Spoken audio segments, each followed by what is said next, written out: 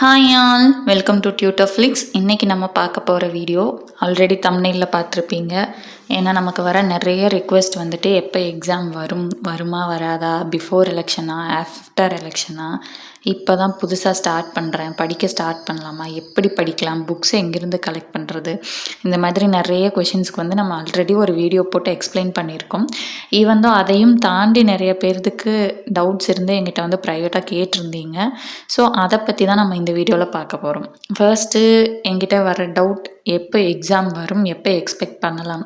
நம்ம எக்ஸ்பெக்டேஷன் என்ன அப்படின்னா, டிசம்பர் எண்டில் வந்துட்டு நமக்கு டெட் ரிசல்ட் வரும், அதாவது டிசம்பர் 3rd வீக் போல் வரும். ஸோ டிசம்பர் 4th வீக்லேருந்து ஜான் 1st வீக்குக்குள்ளே வந்துட்டு நமக்கு யூஜிடிஆர்பிக்கான நோட்டிஃபிகேஷன் வரும்னு நம்ம எக்ஸ்பெக்ட் பண்ணணும். பட் இப்போ வரைக்கும் நம்ம டெட்டுக்கான ரிசல்ட்டே வரல. அதுக்கான ஒன் ஆஃப் த ரீசன் நமக்கு அன்அஃபிஷியலாக தெரிஞ்சது என்ன அப்படின்னா, நமக்கு வந்து டெட்டு வந்துட்டு ஸ்டார் கொஸ்டின்ஸ், சப்ஜெக்டிவ் கொஸ்டின்ஸ் அதிகம்தான். ஈவன் தான் அது இருந்தாலுமே ஏன் லேட் அப்படின்றப்போ 75 மார்க்ஸாக குறைக்க சொல்கிறாங்க. அது வந்துட்டு ஒரு ரீசன் இருக்கலாம். ஓகேவா? ஏன் அப்படின்னா உங்களுக்கே தெரியும், நமக்கு 2026 மே ஜூனில் என்ன வரும்னு நமக்கு தெரியும். ஸோ அந்த ரிசல்ட்டுக்காக அதை பேஸ் பண்ணி நமக்கு இந்த மார்க்கை வந்துட்டு கம்மி பண்ணுறதுக்கான சான்ஸ் இருக்கான்னு கேட்டால் வாய்ப்பு இருக்குது. பட் 100% ஷியூராக சொல்ல முடியாது கண்டிப்பாக குறையும்ன்ட்டு. அதே மாதிரி இப்போ டெட்டில் வந்துட்டு 80, 81 பார்டரில் இருக்கிறவங்க வந்து பயப்பட வேண்டாம். உங்களுக்கு 82 கண்டிப்பாக வரும். ஏன்னா அந்த அளவுக்கு வந்துட்டு உங்களுக்கு அப்ஜெக்டிவ் கொஷின்ஸோ, ரொம்ப நீங்கள் அப்ஜெக்ஷன் கொடுத்த கொஷின்ஸ் ஆகட்டும், ஸ்டார் கொஷின்ஸ் ஆகட்டும் நிறையவே இருக்குது. ஸோ நீங்கள் அந்த பார்டரில் இருக்கவங்க ரொம்ப பயப்பட வேண்டாம். அண்ட் தென் ரீ எக்ஸாம் வருமானு கேட்டீங்க. 100% I am shear re exam not possible. நீங்கள் இப்போ எழுதினது தான், ரீ எக்ஸாம் வரும்ன்ற எக்ஸ்பெக்டேஷனே உங்களுக்கு வேண்டாம். இவ்வளோ கொஷின்ஸ் தப்பாக கேட்டிருந்தாலுமே கூட நெக்ஸ்ட் டைம் கரெக்ட் பண்ணிக்கலான்ற ஒரு ஆன்சரோ அல்லது உங்களுக்கு ஒரு கிரேஸ் மார்க் கொடுக்கறதோ, அதுவும் இல்லை அப்படின்றப்போ பாஸ் மார்க் குறைக்கிறதோ, இந்த 3ல் ஏதாச்சும் ஒரு ரிசல்ட் தான் நமக்கு கிடைக்குமே தவிர ரீ எக்ஸாம் நாட் பாசிபிள். ஓகேவா? அது எப்பயுமே நமக்கு சாத்தியம் கிடையாது. ரீ எக்ஸாம் வைக்கிற அளவுக்கான போராட்டங்களும் நமக்கு இங்கே கிடையாது. நம்மளோட போராட்டம் எப்படி இருக்குது அப்படின்னா, பாஸ் பர்சன்டேஜ் தான் குறைக்க சொல்லி கேட்டுட்ருக்காங்க. ஸோ அதுக்கான கன்சிடரேஷன்ஸ் இருக்கிறதுக்கு வாய்ப்பு இருக்குது. ஸோ என்னோட எக்ஸ்பெக்டேஷன்ஸ், எலெக்ஷன் முடிஞ்சனையுமே வந்துட்டு வரக்கூடிய ஃபஸ்ட் எக்ஸாம் நம்மளோட யூஜிடிஆர்பியாக இருக்கும் அப்படின்றது என்னோட அசம்ஷன். ஓகேவா? இதை நான் அஃபிஷியலாக நான் யார்கிட்டையும் கன்ஃபார்ம் பண்ண கிடையாது. என்னோட அசம்ஷனில் நான் அனலைஸ் பண்ணி சொல்கிறது. ஓகேவா? அண்ட் தென் நீங்கள் வந்துட்டு கேட்டது என்ன அப்படின்னா, நெக்ஸ்ட் இயர் பிஜிடிஆர்பி வருமானு கேட்டீங்க. 2026 வர்றதுக்கான வாய்ப்பு கம்மி, 2027 வர்றதுக்கான வாய்ப்பு அதிகம். ஓகேவா? ஸோ இப்போ நமக்கு அப்கமிங்னு பார்க்கும்போது பிஇஓ எக்ஸாம், யூஜிடிஆர்பி எக்ஸாம், இந்த 2ல் எது வேணாலும் முன்ன பின்ன வரலாம். ஓகேவா? எப்பயுமே நமக்கு யூஜிடிஆர்பி, அதாவது பிடிபிஆர்டின்னு சொல்லக்கூடிய நம்மளோட எக்ஸாம் முடிஞ்சதுக்கப்புறமா தான் எஸ்ஜிடி எக்ஸாம் வரும். ஸோ நமக்கு அதில் கன்ஃபியூஷன்ஸ் கிடையாது. பிஇஓவா இதுவா எதுக்கு படிக்கலாம் அப்படின்னு என்ன கேட்டால், நான் வந்துட்டு என்ன சொல்லுவேன் அப்படின்னா, நீங்கள் வந்துட்டு ஸ்கூல் சப்ஜெக்ட் வந்துட்டு நான் ஆல்ரெடி குரூப் எக்ஸாம்ஸ் எல்லாம் நிறையா வந்துட்டு நான் எழுதியிருக்கேன். 1 or 2 மார்க்ஸ் எனக்கு பார்டரில் தான் போயிருக்கு. ஸோ அதில் நான் நல்லா கிளியராக இருக்கிறேன் அப்படின்றவங்க பிஇஓவை ஒரு அட்டெம்ப்ட் பண்ணலாம். நீங்கள் அதில் கிளியர் பண்ணுறதுக்கான வாய்ப்பு அதிகம். பட் எனக்கு அந்த நாலேஜே சுத்தமாக கிடையாது. நான் வந்து முழுக்க நான் யூஜிடிஆர்பி மேஜராக தான் நான் பார்த்துட்டு இருந்தேன். இப்போ எனக்கு ஏதோ ஒரு எக்ஸாம் வேலைக்கு போனால் போதும் அப்படின்னு வந்துட்டு மைண்டை போட்டு கன்ஃபியூஸ் பண்ணிக்காதீங்க. ஏதாச்சும் ஒரு எக்ஸாம் நீங்கள் மேஜரில் நாங்கள் இருக்கோம். ஏன் அப்படின்போது பிஇஓ எக்ஸாம் நமக்கு வந்துட்டு வேகன்சி வந்து கம்மி. இப்போ ஒரு 50-56 இருக்குது அப்படின்ட்டா உங்களுக்கு ஒரு 2 டிஜிட்டில் தான் வந்துட்டு இன்க்ரீஸ் ஆகும். ஓகேவா? வேகன்சி வந்துட்டு ஒரு 100-200 வேகன்சிலாம் உங்களுக்கு இன்க்ரீஸ் ஆகவே ஆகாது. பிஇஓ பொறுத்தளவுக்கு வேகன்சி வந்துட்டு கம்மியாக தான் இன்க்ரீஸ் ஆகும். ஸோ காம்படிஷனும் உங்களுக்கு அந்த அளவுக்கு இருக்கும். அண்ட் தென் பிஇஓ பொறுத்தளவுக்கு மேஜர் வைஸ் எல்லாம் கிடையாது. நீங்கள் பிஎட் கம்ப்ளீட் பண்ண எல்லாருமே அந்த ஒரே போஸ்டிங்காக தான் பண்ணுவீங்க. இப்போ நம்ம யூஜிடிஆர்வின் போது 200 வேகன்சிஸ் மேக்ஸுக்கு இருக்குது அப்படின்னா அந்த 200ம் நம்ம மேக்ஸுக்கான காம்படிஷனாக தான் இருக்கும். எல்லா மேஜர்ஸும் இதில் உள்ளே வருவாங்களான்னு கேட்டால் கிடையாது. தமிழ்னா தமிழ், இங்கிலீஷ்னா இங்கிலீஷ், மேக்ஸ்னா மேக்ஸ், அப்படி தான் இருக்கும். இதுலேயும் காம்படிஷன் அதிகம் தான் மேக்ஸுக்கு, நான் அது இல்லைன்னு மறுக்கலை. பட் கம்பேரிங் டு பிஇஓ இதில் வந்துட்டு நம்ம மேஜர் ஸ்டூடெண்ட்ஸ் கூட தான் நம்ம காம்படிஷன் பண்ணுவோம். அங்கே அப்படின்றப்போ இப்போ இந்த எக்கனாமிக்ஸ் மேஜர் அந்த மாதிரி இருக்கவங்க, ஹிஸ்ட்ரி மேஜர் அவங்கெல்லாம் வந்துட்டு கொஞ்சம் ஸ்கூல் சப்ஜெக்டில் அந்த ஹிஸ்ட்ரி பேஸ்டு குரூப் எக்ஸாம் கொஷின்ஸில் நமக்கு கொஞ்சம் ஸ்ட்ராங்காக இருப்பாங்க. ஸோ அந்த மாதிரி காம்படிஷன்ஸ் நம்ம பார்க்க வேண்டியது வரும். அவ்வளோதான். ஓகேவா? ஸோ பிஇஓ ஃபஸ்ட்டு வரதுக்கான வாய்ப்பு இருக்குது. இருந்தாலும் அது நம்ம வந்துட்டு ஆனுவல் பிளானர் வந்தால் தான் கன்ஃபார்ம் பண்ண முடியும். டிஆர்பி ஹெல்ப் லைனில் ஆனுவல் பிளானர் எப்போ வரும் அப்படின்னு கேட்டதுக்கு அவங்க சொல்லியிருக்காங்க ஜானில் ஃபர்ஸ்ட் வீக்கில் வரும்ன்ற மாதிரி சொல்லியிருக்காங்க. பட் அது வருமானதும் நமக்கு கன்ஃபார்மாக தெரில. அவங்க சொன்னது பிஃபோர் பொங்கல் ஜான் ஃபர்ஸ்ட் வீக்லேருந்து நீங்கள் எக்ஸ்பெக்ட் பண்ணுங்கள் அப்படின்னு சொல்லியிருக்காங்க. ஓகேவா? ஏன்னா ஃபஸ்ட்டு ஒரு சிலர் கால் பண்ணும்போது அவங்க என்ன சொன்னாங்கன்னா நெக்ஸ்ட் இயர் வரும்னு சொன்னாங்க. நெக்ஸ்ட் இயருக்கு நமக்கு ரொம்ப நாள் இல்லை, இன்னும் ஒரு 3 to 4 டேஸ் தான் இருக்குது. ஸோ அவங்க என்ன சொன்னாங்க அப்படின்னா பிஃபோர் பொங்கல் எக்ஸ்பெக்ட் பண்ணலாமான்னு கேட்டதுக்கு பண்ணலாம்னு சொல்லியிருக்காங்க. ஆனுவல் பிளானர் வந்தால் நம்ம பிஇஓவை யூஜிடிஆர்பியான்னு கன்ஃபார்ம் பண்ணிக்கலாம். யூஜிடிஆர்பி பொறுத்தளவில் நம்ம எப்படி படிக்கிறதுன்றது நிறைய பேர் டவுட்ஸ் கேட்டிருக்கீங்க, நம்ம குரூப் ஸ்டூடெண்ட்ஸ் கேட்டிருக்கீங்க. அவங்களுக்காக நான் எடுத்துகிட்டு வந்திருக்கேன். ஓகேவா? என்னோட டெய்லி ரொட்டீன் கேட்டிருக்கீங்க. எனக்கு நான் ஆல்ரெடி சொல்லியிருக்கேன், நான் ஒரு ஹவுஸ் ஒய்ஃப் அண்ட் எனக்கு ஒரு 2 இயர்ஸ் சன் இருக்கான். நான் அவனையும் வந்துட்டு எக்கேர் பண்ணிட்டு படிக்கிறதுனால எப்படி டைம் மேனேஜ்மெண்ட் பண்ணி படிக்கிறீங்க, படிக்கவும் செய்கிறீங்க, வீடியோவும் போடுறீங்க, டெஸ்ட் கொஸ்டினும் எடுக்கிறீங்க, டவுட் கிளியரன்ஸும் பண்ணுறீங்க, எப்படி பண்ணுறீங்க, எங்களுக்கு அதுக்கான டிப்ஸ் கொடுங்கன்னு சொல்லிட்டு கேட்டிருந்தீங்க. ஓகேவா? நான் வந்துட்டு ஒரு டெய்லி பிளான் வந்துட்டு நான் எப்பயுமே வச்சுப்பேன். ஓகேவா? நான் எப்போ படிக்க ஸ்டார்ட் பண்ணாலுமே வந்துட்டு எனக்கான ரொட்டீன்னு நான் ஒன்று ஃபிக்ஸ் பண்ணிப்பேன். இன்றைக்கி வந்துட்டு நான் இது படிக்கணும் அப்படின்றதுல நான் தெளிவாக இருப்பேன். ஓகேவா? எனக்கு வந்துட்டு எப்பயுமே மார்னிங் வந்து அந்த 6 to 8 ஃப்ரெஷ் டைம் வந்து எனக்கு கிடைக்காது. ஸோ நான் என்ன பண்ணுவேன் அப்படின்னா நான் 4:30க்கு நான் எழுந்திரிச்சிருவேன். ஓகேவா? எப்பயுமே என்ன பண்ணுவேன் 4:30 to 6ங்கிறது நான் வந்து ஒரு ஸ்டடிக்கான டைமாக வச்சுப்பேன்.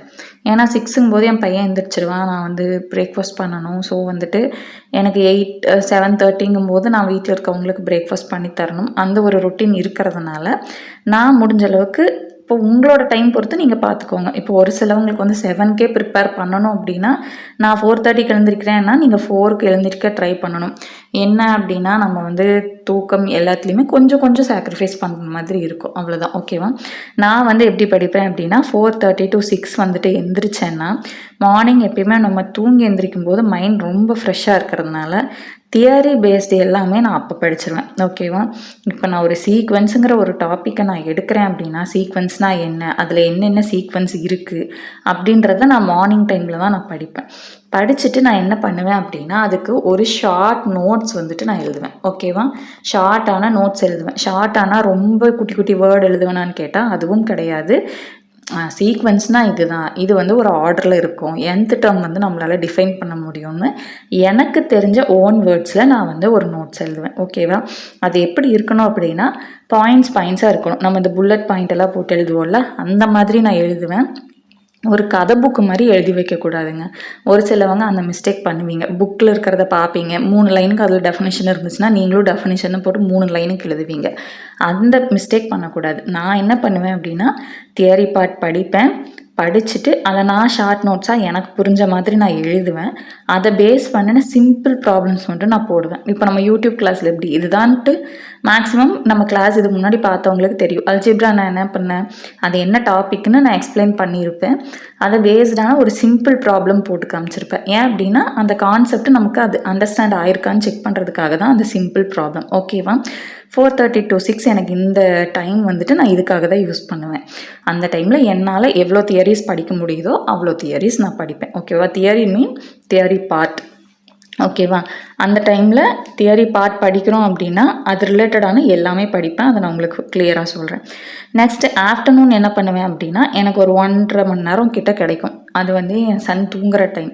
நான் முழிச்சிருக்கிற டைமில் படிக்க முடியாது. நான் புக்ஸ் எடுத்தால் அவன் புக்கு கேட்பான், நான் ஃபோன் படிக்கிறதுக்கு எடுத்தால் அவனும் ஃபோன் கேட்பான். ஸோ எனக்கு அந்த மாதிரி இருக்கிறதுனால அவனோட ஸ்லீப்பிங் டைமை நான் வந்து யூட்டிலைஸ் பண்ணிப்பேன். ஓகேவா? இப்போ அவன் 2 hours தூங்குறான் அப்படின்னா ஒரு 30 minutes என்னோடய ரெஸ்ட்டுக்கு நான் ஒரு ஷார்ட் நாப் எடுப்பேன். ஏன்னா நம்ம மார்னிங்கும் சரியாக தூக்கம் இல்லாமல் தான் நம்ம படிக்கிறோம். ஸோ ஆஃப்டர்நூன் ஒரு 15 to 20 minutes தூங்குனீங்க அப்படின்னா அது கொஞ்சம் ஃப்ரெஷ்ஷாக இருக்கும். 2 hours 3 hours தூங்கிடக்கூடாது. அப்படி தூங்கினோன்னா நைட்டு தூக்கம் வராது, படிக்கவும் மூடு வராது, அந்த மாதிரி ப்ராப்ளம்ஸ் வரும். 20 minutes இனஃப். 20 to 30 மினிட்ஸ் தூங்குவேன், ஷார்ட் நேப். நான் ஒரு 1.5 மணி நேரம் படிக்க எடுப்பேன். அந்த டைமில் என்ன படிப்பேன் அப்படின்னா, தியரி பார்த்து நான் சுத்தமாக கையே தொட மாட்டேன். ஏன்னா எனக்கு மதியத்தில் படித்தா எச்சா தான் தூக்கம் வர மாதிரி ஃபீல் ஆகும். ஸோ நான் என்ன பண்ணுவேன் அப்படின்னா, ப்ராப்ளம் சால்விங்க்கு நான் அந்த டைம் வந்துட்டு யூட்டிலைஸ் பண்ணுவேன். ஓகேவா? ஏன்னா இப்போ நம்ம மார்னிங் வந்து தியரி பார்ட்டு, அதோட ரிசல்ட்டு அந்த மாதிரி படிச்சுட்டு சிம்பிளான எக்ஸாம்பிள் மட்டும் தான் போட்டு பார்த்துருப்பேன், அந்த கான்செப்ட் புரியறதுக்காக. அடுத்து ஆஃப்டர்நூன் என்ன பண்ணுவேன் அப்படின்னா, அந்த டாபிக் ரிலேட்டடாக இருக்கிற எல்லா ப்ராப்ளம்ஸும் ஒர்க் அவுட் பண்ணி பார்க்கணும் இல்லையா, அதுக்கு வந்து நான் அந்த ஆஃப்டர்நூன் டைமை யூஸ் பண்ணிப்பேன். எல்லா ப்ராப்ளம்ஸும் ஒர்க் அவுட் பண்ணுவேன். ப்ரீவியஸ் இயர் கொஷினில் நான் அன்னைக்கு படித்த டாபிக் ரிலேட்டடாக இருக்கிற கொஷின்ஸை நான் அந்த டைம் ஒர்க் அவுட் பண்ணி பார்ப்பேன். அந்த same day evening if time கிடச்சிது அப்படின்னா நான் வந்துட்டு ஒரு ரிவிஷன் மட்டும் பண்ணுவேன். ஓகேவா? ஏன்னா எனக்கு வந்துட்டு நான் வீடியோ ரெக்கார்ட் பண்ணுறதும் ஈவினிங் டைம் பண்ணுறேன். உங்களுக்கு வீடியோ ரெக்கார்ட் பண்ண வேண்டிய வேலை இல்லை அப்படின்றப்போ நீங்கள் அந்த டைமில் இன்னும் கொஞ்சம் எக்ஸ்ட்ரா டாபிக்ஸ் படிக்கலாம். நான் வந்துட்டு வீடியோஸ்க்கு வந்துட்டு அந்த டைம் தான் நான் யூட்டிலைஸ் பண்ணிகிட்ருக்கேன். ஓகேவா? அந்த ஈவினிங் 1 hour வந்துட்டு நான் வீடியோஸ் ரெக்கார்ட் பண்ணுறது அந்த மாதிரி சின்ன சின்ன ஒர்க்குக்கு நான் யூஸ் பண்ணுறேன். ஓகேவா? ஸோ இதுதான் என்னோட டெய்லி ரொட்டீன். ஓகேவா?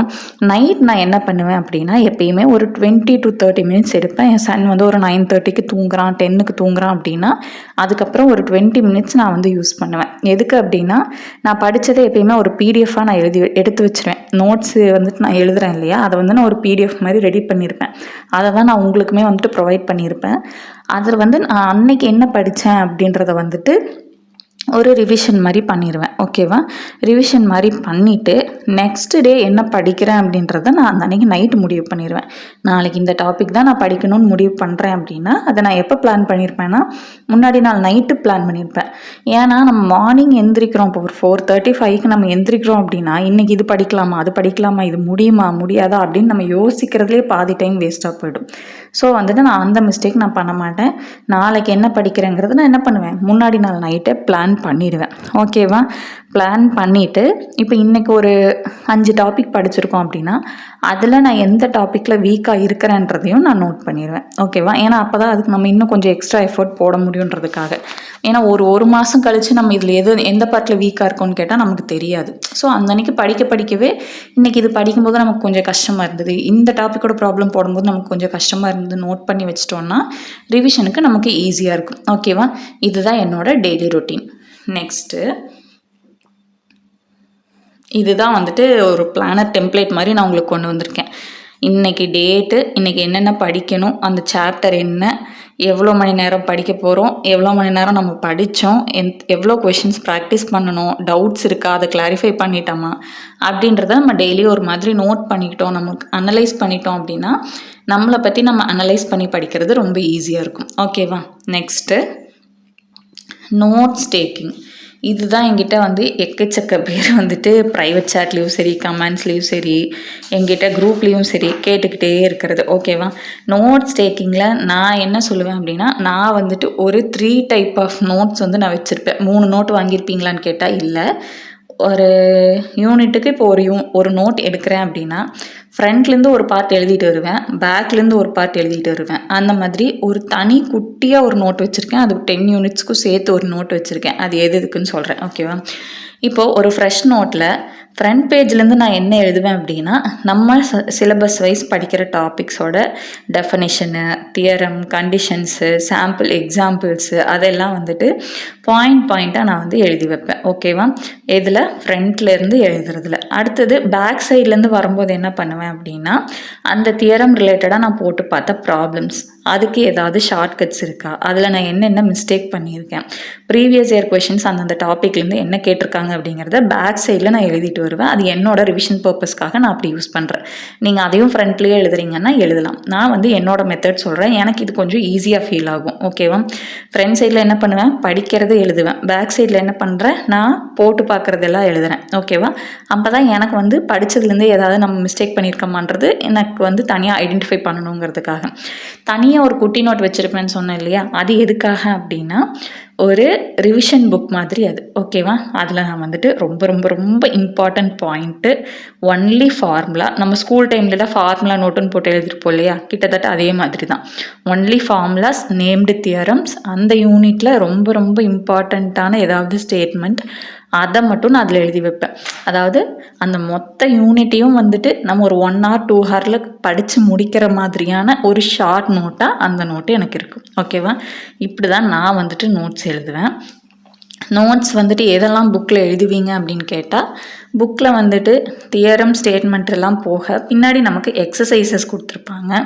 எக்ஸசைஸில் வர ஒரு சில பாயிண்ட்ஸ் வந்துட்டு நமக்கு தியரி பேஸில் இருக்கும். இப்போ அவங்க ப்ரூவ் தட்டுன்னு கொடுத்துருந்தாங்க அப்படின்னா நம்ம ஃபுல்லாகவே ப்ரூவ் பண்ணி அது ப்ராப்ளம் மாதிரி நம்ம வந்து எழுத வேண்டியதில்லை. எதை ப்ரூவ் பண்ண சொல்லியிருக்காங்கங்கிறத நம்ம ஒரு தியரமாக கூட படிக்க முடியும். ஓகேவா? ஸோ அதெல்லாம் வந்துட்டு நீங்கள் கொஞ்சம் பார்த்துக்கணும். எக்ஸசைஸ் பார்ட்டையும் பார்க்கணும். புக்கில் வந்துட்டு தியரம், ரிசல்ட்ஸு, ஸ்டேட்மெண்ட்ஸ் எல்லாம் போக எக்ஸசைஸ்னு உங்களுக்கு ஒரு பார்ட் கொடுத்துருப்பாங்க இல்லையா? ஒரு 50 கொஷின்ஸ் கொடுத்துருந்தாங்கன்னா ஒரு 20 கொஷின் உங்களுக்கு என்னவாக இருக்கும்னா தியரம் பேஸ்டு மாதிரி ஃபுல்லாக வேர்டிங்ஸில் வரும். அதெல்லாம் நீங்கள் வந்து ஒரு 1 mark பாயிண்ட் மாதிரி நீங்களே எழுதி வச்சு ஒரு தியரம் ஸ்டேட்மெண்ட் மாதிரி படிக்கலாம். ஓகேவா? அப்படி படித்தா ஈஸியாக இருக்கும். நெக்ஸ்ட் என்ன பண்ணுவேன் அப்படின்னா, ஒரு மெயின் டெக்ஸ்ட் ஏதாவது இருக்குது, இப்போ நேம்டு தியரம் அந்த மாதிரி இருந்துச்சுன்னா அது எல்லாத்துக்குமே நான் வந்துட்டு பிளாக் கலர் யூஸ் பண்ணுவேன்.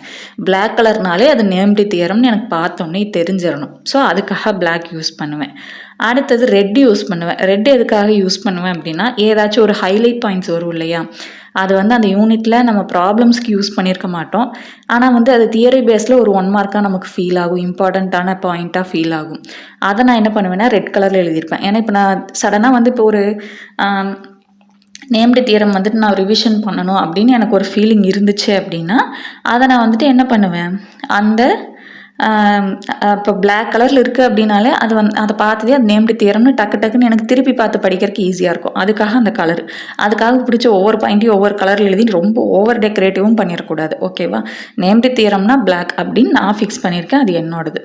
இப்போ நீங்கள் ஒரு டாபிக் படிக்கிறீங்கன்னா அதோட ஸ்ட்ரக்சர் எப்படி இருக்கணும் அப்படின்னா, ஃபஸ்ட்டு வந்துட்டு நமக்கு டெஃபனிஷன் இருக்கணும். ஓகேவா? அடுத்தது அதை புரிஞ்சுக்கிற மாதிரியான சிம்பிள் எக்ஸாம்பிள் நம்ம எழுதணும்.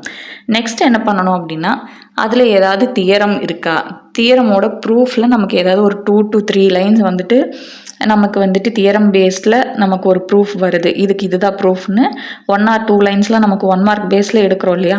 அதை வந்துட்டு எடுக்கணும். அடுத்தது ப்ரீவியஸ் இயர் கொஸ்டின் அந்த டாபிக் ரிலேட்டடாக. நெக்ஸ்ட் இந்த டாபிக் ரிலேட்டடாக ஏதாவது ப்ராப்ளம் இருந்தால் நமக்கு ஷார்ட்கட் போட தெரியுமா, அதுக்கு ஏதாவது ஷார்ட்கட் இருக்கா, அது ஒரு பாயிண்ட். நெக்ஸ்ட்டு காமனான மிஸ்டேக். இப்போ ஒரு சிலதெல்லாம் வந்துட்டு நமக்கு காமனாக மிஸ்டேக் பண்ணுறதுன்னு ஒன்று இருக்கும். இப்போ நம்ம சீக்வன்ஸு ரியல் அனாலிசிஸில் ஒரு டாபிக் பார்த்தோம். அதில் வந்து பவுண்டட் சீக்வன்ஸ் பார்த்தோம். பவுண்டட்னா நம்ம என்னென்னு படித்தோம், அப்பர் லிமிட்டும் லோயர் லிமிட்டும் எக்ஸிஸ்ட் ஆகணும்னு நம்ம பார்த்தோம். அப்பர் லிமிட்டும் லோயர் லிமிட்டும் இருந்தால் போதுமே தவிர அது இந்த இன்டர்வல்குள்ளே கண்டிப்பாக இருக்க வேண்டியது இல்லைங்கிறத நம்ம படிச்சிருக்கோம். ஆனால் இருந்தாலுமே நம்மக்கிட்ட வர டவுட்ஸ் நிறைய பேர் எப்படி கேட்பாங்கன்னா, ஏங்க மேம் க்ளோஸ் இன்டர்வல் 2,3னா பரவாயில்ல, ஓப்பன் இன்டர்வல் 2,3ன்னு இருக்குது. ஓப்பன் இன்டர்வல்னால் நம்ம 2ம் 3யும் எடுக்கக்கூடாது தானே, அப்புறம் எப்படி பவுண்டட்னு சொல்லுவீங்க அப்படின்னு சொல்லி கேட்குறாங்க. ஓகேவா? ஏன் நம்ம என்ன சொல்லியிருக்கோம் ஆல்ரெடி, லிமிட் எக்ஸிஸ்ட் ஆச்சுன்னா போதும், அது வந்து அந்த இன்டர்வல்குள்ளே இருக்கணுங்கிற அவசியம் கிடையாதுங்கிறத நம்ம சொல்லியிருக்கோம். ஸோ அந்த மாதிரி காமனாக அந்த டாப்பிக்கில் என்ன வந்து நம்ம மிஸ்டேக் பண்ணுவோங்கிறத ஐடென்டிஃபை எழுதணும். சரியா? என்ன பண்ணணும், டெஃபனிஷன், எக்ஸாம்பிள், தியரம், அந்த ப்ரூஃபோட idea, previous year question, shortcut trick, common mistake, இது எல்லாமே நம்ம ஒரு டாப்பிக்கு வந்துட்டு ஆர்டராக பண்ணணும் அப்படின்னா கண்டிப்பாக நமக்கு அந்த டாப்பிக்கில் இதை தாண்டி எந்த டவுட்ஸுமே வராது. ஓகேவா? நெக்ஸ்ட்டு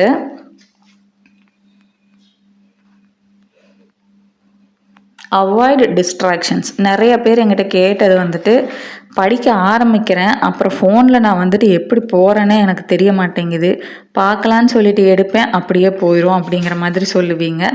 அதையும் நான் சொல்லிடுறேன். ஃபஸ்ட்டு என்னென்ன பண்ணணும் அப்படின்னா, முடிஞ்ச அளவுக்கு ஃபோன் வந்துட்டு நம்ம படிக்கிற இடத்துல இருக்கக்கூடாது. நம்ம படிக்கிறதே ஃபோன்லன்றப்போ என்ன பண்ணுறதுங்கிறது நான் சொல்கிறேன். இல்லை நீங்கள் புக்ஸ் எல்லாம் பிரிண்ட் அவுட் போட்டு வச்சுருக்கீங்க அப்படின்றப்போ ஃபோன் அந்த ரூமில் உங்களுக்கு முடிஞ்ச அளவுக்கு வேணாம். இது நான் யாருக்கு சொல்கிறேன்னா, ஃபோன் அடிக்டாக இருக்கவங்களுக்கு. நெக்ஸ்ட் என்ன பண்ணணும், இப்போ நான் ஃபோனில் தான் படிக்கிறேன் அப்படின்றப்போ நோட்டிஃபிகேஷன்ஸ் எல்லாத்தையுமே ஆஃப் பண்ணி வச்சுருங்க. ஓகேவா? ஏன்னா இப்போ நம்ம யூடியூப்பில் பார்க்குறோன்னா டேட்டா ஆன் பண்ண தான் செய்வோம். டேட்டா ஆன் பண்ணால் வாட்ஸ்அப்பு, இன்ஸ்டாகிராமில் நமக்கு நோட்டிஃபிகேஷன்ஸ் வந்துக்கிட்டே இருக்கும். அது என்னன்னு ஓப்பன் பண்ண போவோம், முடிஞ்சிடுச்சு. ஓகேவா? அது நம்ம படிப்பு சம்மந்தமாக பேசினா கூட யாராவது ஒருத்தவங்க ஏதோ ஒரு டாப்பிக்லேருந்து நம்மக்கிட்ட டவுட் கேட்டிருப்பாங்க. நம்ம அந்த அன்னைக்கிட்ட அந்த டாப்பிக் வந்து நம்ம டச் பண்ணியிருக்கவே மாட்டோம். அவங்களுக்கு டவுட் கிளியர் பண்ணுறதுக்காக நம்ம அதை எடுப்போம். சம்மந்தமே இல்லாமல் மூழ்கி நமக்கு 1 hour 2 hour வேஸ்ட்டாக போயிடும். ஸோ அந்த மிஸ்டேக் பண்ணாதீங்க. நீங்கள் வந்துட்டு இப்போ நான் என்ன பண்ணுவேன் அப்படின்னா 1 hourல 50 minutes படிப்பேன், 10 minutes ரெஸ்ட் எடுப்பேன். அந்த 50 minutesல நான் நோட்டிஃபிகேஷன் ஆஃப் பண்ணி வச்சுருவேன். ஓகேவா?